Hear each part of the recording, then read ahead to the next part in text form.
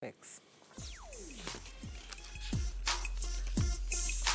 There's There's a Samsung selfie that creates kind of like an invisible keyboard for your phone. They're testing it right now. Look at that. It's kind of like this invisible virtual. Like, look at that. Like you just, yeah. It's kind of like it gets an algorithm from your movement of your fingers and your joints, you know, and you put it on selfie mode, and you can actually type with it, like an invisible keyboard. It's in testing mode, people. On all It's phones? on Samsung. Samsung is testing it. The company, Which Samsung? I want to have my phone. S10 and S11, they're working on it. I don't think it's going to be ready on the S10. I think it'll be like a S13.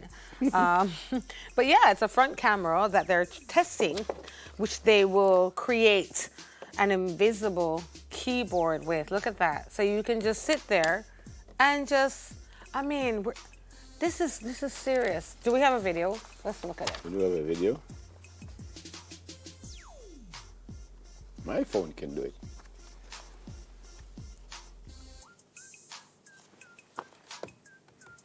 That's it. So that's it right there. Kind of weird though. Oh my gosh. I don't think you're just typing on the desk.